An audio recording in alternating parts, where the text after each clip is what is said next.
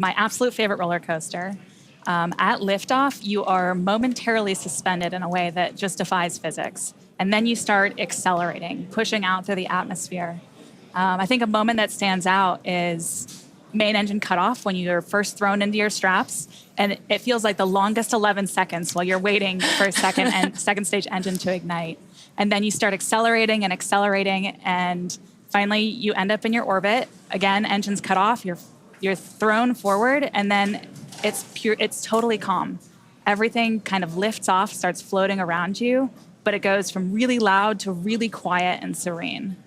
Can you imagine saying that it was really calm when you're going 17,500 miles per hour? Believe it or not, it is.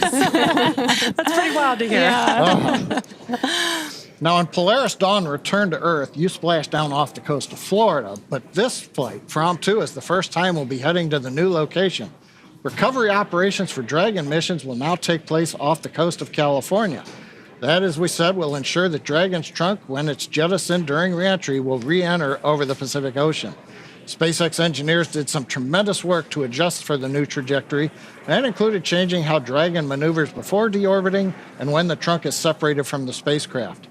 So while a different trajectory than your return to Earth, what was it like for the two of you when you were coming home from space? The return from space is also exhilarating. You still have those same heavy G-forces like you felt on the uphill, but instead of lasting for tens of seconds, they last for many minutes in duration. So maybe 7 minutes with those G-forces pressing you into your seat, feeling that pressure on your chest. But then on top of that, as the Dragon spacecraft is coming back through the atmosphere, the air around it is heating up, and you get this light show out your windows. There are neon pinks and oranges out your windows with occasional flashes of flames, and that is just the most remarkable view. That is so cool to hear all the different experiences you guys seen, your own fireworks show a little bit. Now, as we mentioned earlier, after splashdown, once Dragon's hatch has been opened, the crew will attempt to exit the spacecraft unassisted. This is the first time this will be attempted with Dragon, and we are studying the crew's ability to exit Dragon without additional medical and operational assistance. Exiting the spacecraft without help will become more important for missions to places like the Moon and Mars, where the crew may need to exit their landing vehicle unassisted. Okay, we've just got a few seconds before we get into next major event in the countdown, but we're going to put you on the spot. You're the only two of us that have been to space and have gone through the splashdown. What's it like trying to get out of the capsule? Do you want dolphins? The dolphins were incredible. It's very interesting readapting to gravity and taking those first steps. I think it's a great research experiment. This is seat 1. How many times have you been to the South Pole before? To the South Pole, around 10 or 12 times, but to both poles combined, around 30. How long did you take to ski there? My last expedition in Antarctica, I skied a new route they're up talking to the crew about their Fourth Glacier and across the plateau to the South Pole. This expedition was almost 900 kilometers, and it took me 50 days to complete. Can you believe that in just 42 minutes we'll fly from here in Florida to the South Pole? Unbelievable.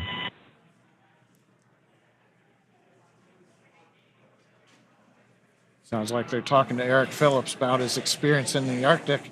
And he's going to go from pole to pole in 46 minutes in one of these orbits this time around. But you're talking about, in the last seconds here, what it was like actually with splashdown, and then you got to get out. It's one of the coolest moments coming home and getting to see all of the people back on the boat to get you out. Stage 1 has started. And so I think it'll be really interesting to see them kind of get more equipment out and proceed out of the capsule by themselves. And we just heard a stage 1 engine trill has begun. You guys being on the vehicle during this time, could you feel that or hear that happening? So I remember, notable kind of popping sounds as we progressed through different major stages of the prop load. At this point in the countdown, I remember getting really focused, knowing that we were really close and those seconds are just flying by. I'm sure there was a lot of other things on your mind. Stage 1 RP1 load is complete. Oh, we heard the call out. Stage 1 fuel load's complete. We're right on the timeline. Right now, we're down to just liquid oxygen loading on the second stage. Now, were you hearing these kind of announcements from the Corps, letting you know where we were going through? Yep, they're keeping you up to speed on everything. You hear the loops coming through the spacecraft, and it's, as Anna said, it goes by so quickly in these last couple minutes before launch. And we are just under a minute away from the Dragon vehicle transitioning into terminal count. That's where the internal flight computers will take control of Dragon. Did you guys experience any difference with that, or did it feel the same? That felt the same, but we knew the words that indicated that transition, and so when that happened, we knew it was go time. Okay, T-minus 5 minutes, 23 seconds and counting. As we were just mentioning, we're coming up on the announcement to Dragon to configure for terminal count. We'll also be going to internal power on the Dragon spacecraft, so we're going to listen to the call out from the Dragon team and the Corps as we get through this next milestone in the countdown. Falcon 9 tanks are pressing for strong back retract. Dragon is in configure for terminal count. Great news. The strong back that you heard called out there is the transporter erector, which you can see on your screen just to the right of the vehicle.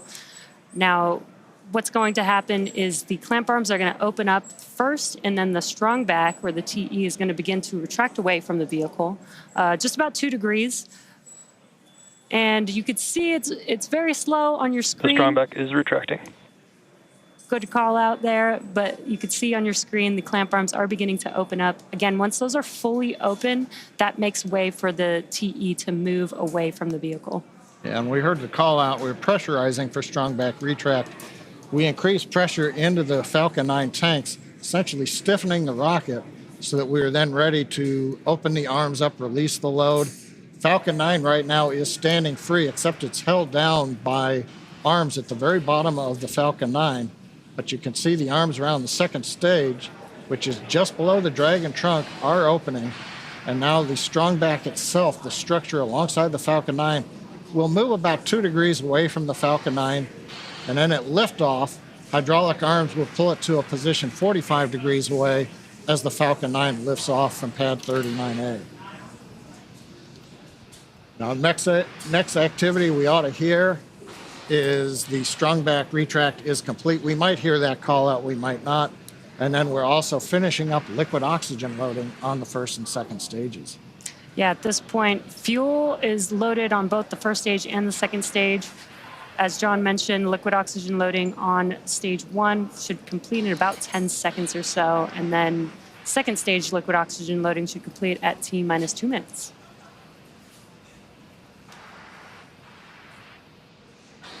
Just waiting to hear the call outs right now for stage 1 LOX load.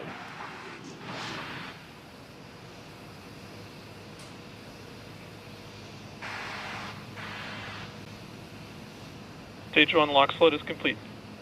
All right, we've got a good LOX load on first Dragon is in stage. terminal count and is on internal power. And we've got the confirmation Dragon has gone internal power, coming down from the crew back to the Dragon team here in the Mission Control Center. Next major activity, T-minus 2 minutes. Stage 2 LOX load will complete, and that'll finish loading all propellants on the Falcon 9 first and second stages.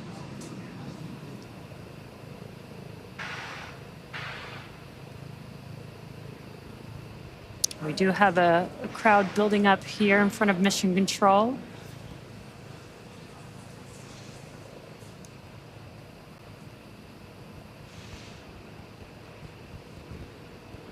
Stage 2 LOX load is complete.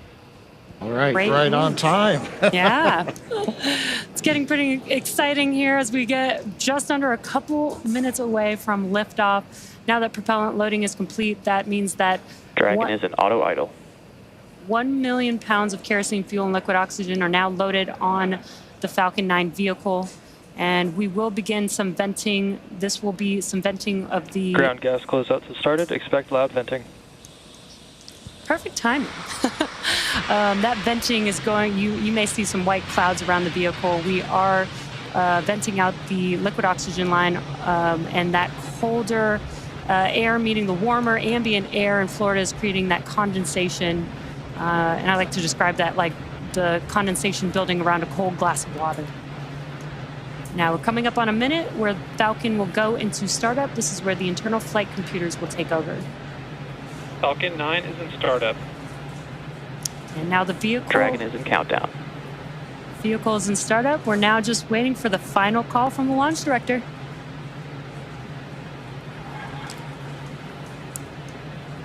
Dragon, SpaceX. Go for launch. And great news, we are go for launch.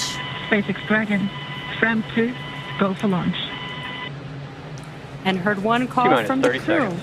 One last call from the Fram2 crew. Let's watch as the Falcon 9 vehicle takes Dragon and Fram2 into space.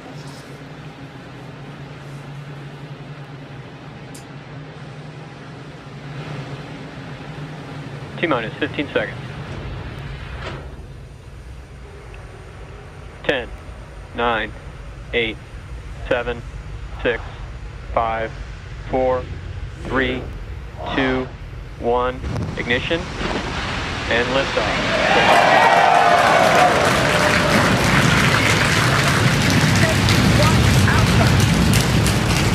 Copy, 1 Alpha. Vehicle is pitching downrange. Stage 1 propulsion is nominal.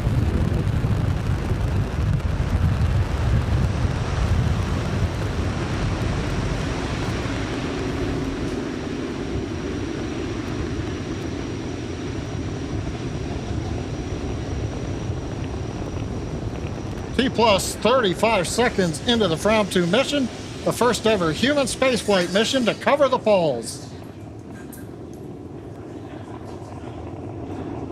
And we are throttling down the engines on the first Power stage. telemetry nominal. On the first stage vehicle for... Stage 1, throttle down. Oh, it's perfect timing with these callouts. We throttled down the engines Max Q. for Max Q, and there's Max Q. It's the maximum dynamic pressure that the vehicle Falcon sees 9 on is ascent. supersonic. Confirmation we're supersonic. We're preparing to throttle back up on first stage Merlin engines. Stage 1, throttle up.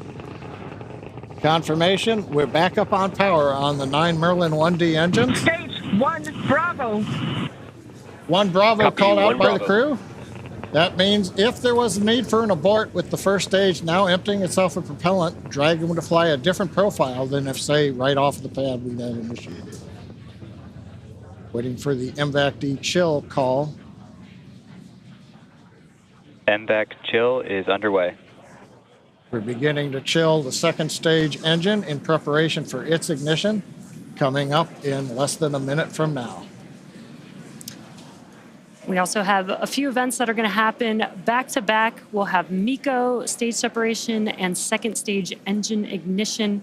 MECO is main engine cutoff. That's where we will shut down all of those 9 engines, which you're seeing there on the first stage vehicle to slow Stage 1, throttle down. And we've got a live view of the crew on the vehicle at this moment, which is really cool. And we will have MECO stage separation and MVAC ignition in just about 10 seconds from now. We're beginning to throttle down the Merlin engines in preparation for main engine cutoff. You on the left looking up at the second stage engine nozzle. MECO. Stage separation confirmed. Stage 2. Copy, stage 2. MVAC ignition.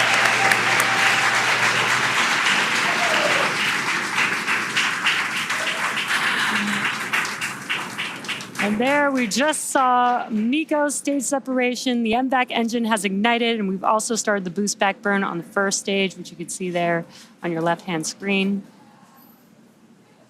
Anna and Sarah, those were a lot of dynamic events that just happened right now that the Fram2 crew is experiencing, but you guys also got to experience that.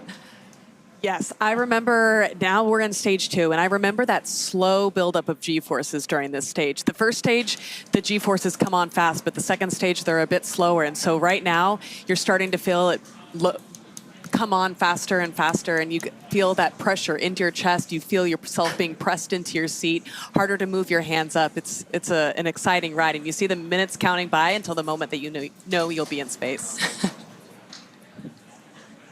Yeah, you're right, because Dragon SpaceX, trajectory nominal. good call out from Guidance Navigation Control Officer. Trajectory is nominal for the crew. Dragon, copy.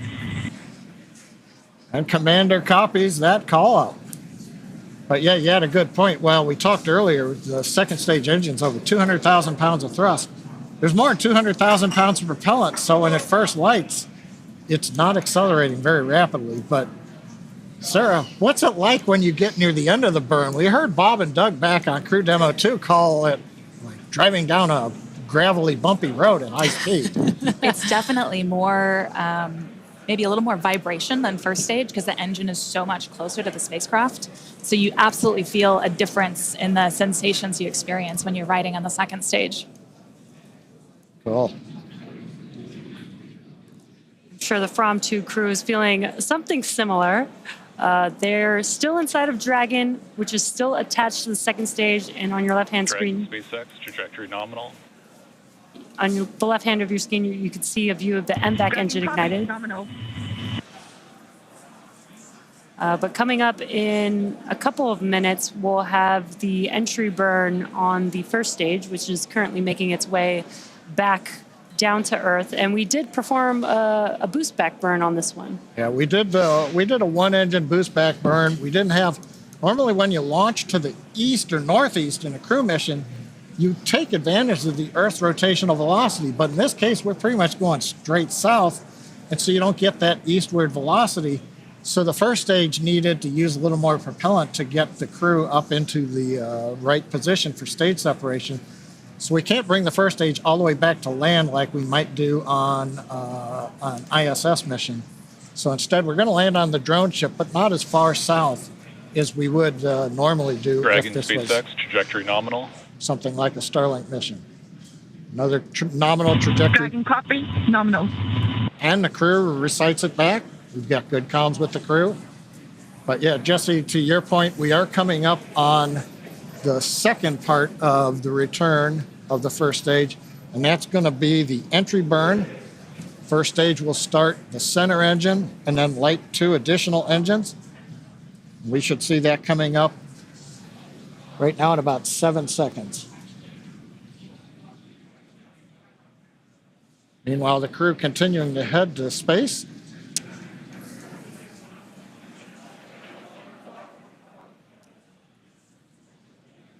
During this time, we would continue to monitor the altitude as the vehicle kept rising and rising. Yeah, you got the displays there where you guys can monitor that during the launch. Dragon SpaceX, trajectory nominal. And we did see on the left-hand screen that the entry burn has Dragon, begun. copy. Nominal. Entry burn did complete. We didn't hear any callouts, but we do have a green screen here. We have a good entry burn. Second stage continuing to head towards the separation orbit. First stage heading to the drone ship. Stage 2 FTS has safed. We are expecting the landing burn on the first stage to occur in about 20 seconds from now. That'll just be a single engine burn on the vehicle. Once again, the M1D engines have about 190,000 pounds of thrust, which is just enough to slow the vehicle down just in time for landing. Panama. Copy, Panama. It's another abort call out on the second stage. You're going to the space station, you hear it called Shannon. That tells you where you can reach if there's a problem right now.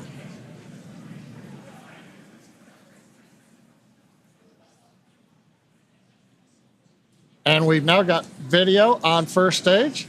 Landing burn has begun. And a view from the drone ship. Legs are deployed. And touchdown after 6 flights.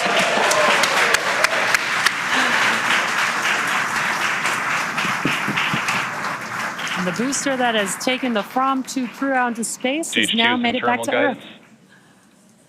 Yeah, Jesse, we just heard the call out. I don't know if you hear it in the capsule on your flight, but we heard the terminal guidance call.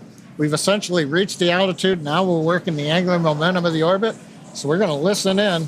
We're just seconds away from shutdown. And about less than a minute after that, we should have Dragon separation from the second stage.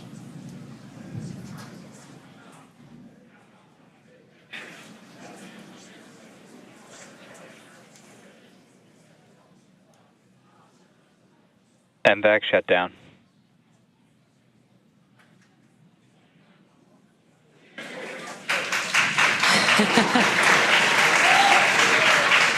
Dragon SpaceX, nominal orbit insertion. And great news there. We heard the call out for nominal orbital Dragon insertion. copy. Nominal. Dragon copies nominal.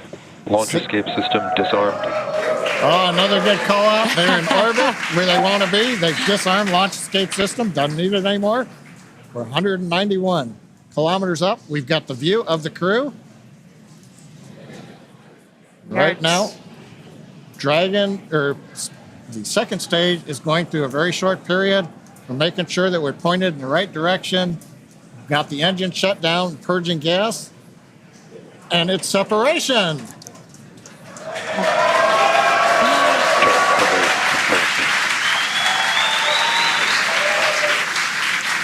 Fram2 crew is flying on its own on Dragon. Dragon, on behalf of the Falcon team, we're honored to deliver you safely to your polar orbit.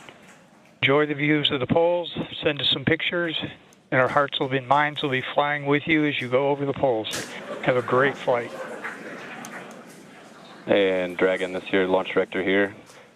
Pretty wild to see the Fram adventure sailing to the poles once again, over 130 years from its christening. This time, though, with Starlink. Godspeed, Fram2. Cheers. Cheers.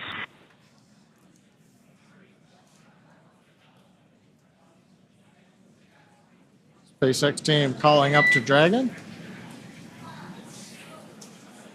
What you're seeing right now, the shots of Dragon, that was the Draco thruster checkout. And there's the crew. And I think Jesse and Sarah on the right next to one of the small crew windows, that's probably their zero-G indicator, as we call it. Yeah, I can't quite make it out. Dragon SpaceX, nominal dehumidifier activation and service section Draco checkouts. Dragon copy. Nominal.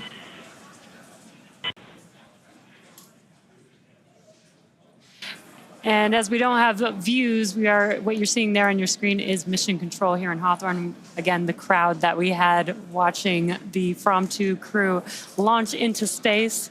We also saw the zero-G indicator. Hopefully we'll get another live view where we can see what the zero-G indicator was. You guys had a zero-G indicator on your mission, so you know, and I'm probably very connected with the tradition of being able to pick out the zero-G indicator.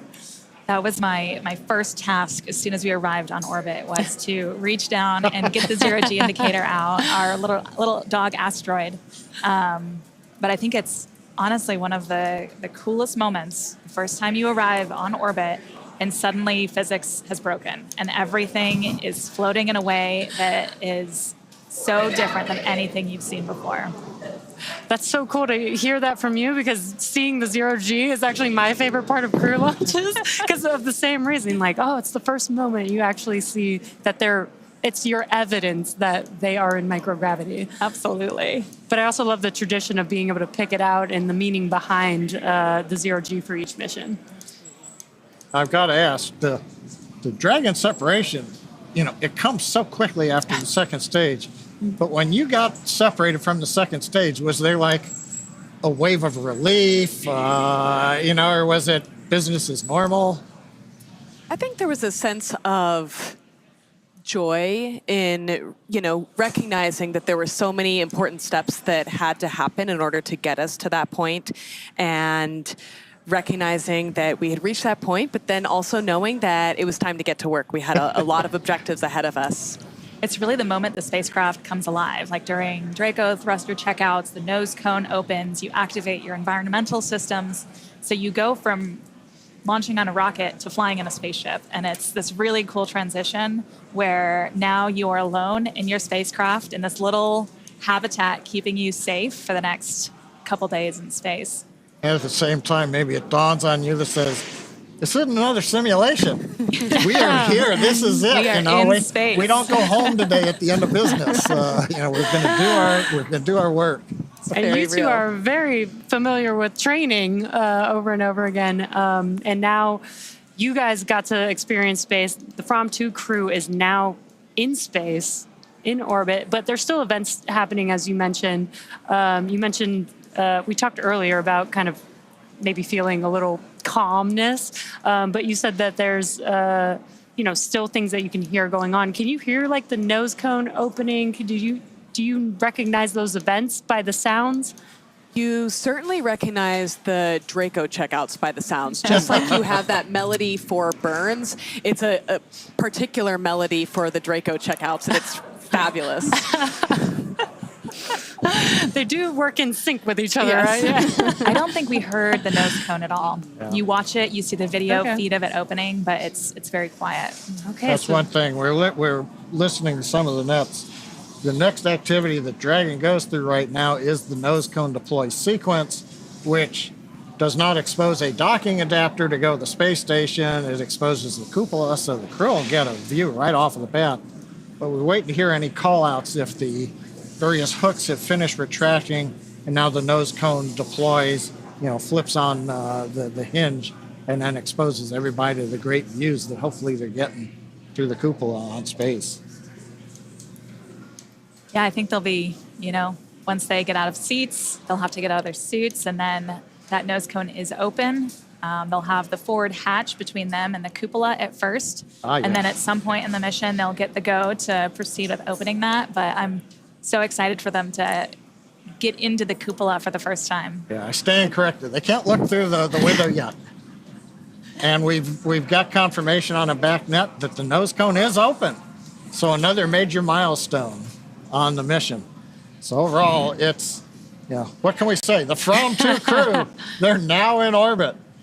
Now they're scheduled to spend up to 5 days in space before splashing down off the coast of California, becoming the first SpaceX crew to return to one of our new West Coast recovery sites.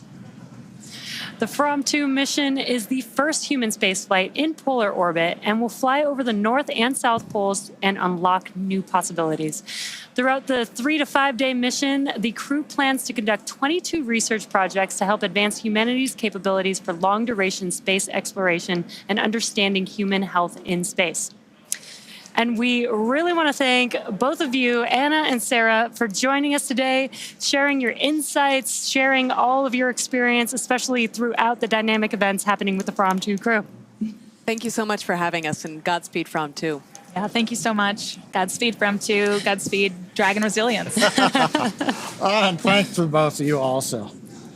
Now, of course, we'll be back to bring you the live coverage of Splashdown when the crew returns to Earth. Now, you can stay on top of updates from the crew by following us on X at SpaceX. We can also keep tabs on the mission with the Dragon Tracker on SpaceX.com. There's a view of the Dragon Tracker right now. You can see follows Dragon. So go to the webpage, SpaceX.com. You get an idea where Dragon is, and you notice right there, we are heading south to the South Pole right now, right on trajectory. So I also want to thank the Range and the FAA for supporting today's mission. And thank you all for watching and logging on. And we'll see you next time.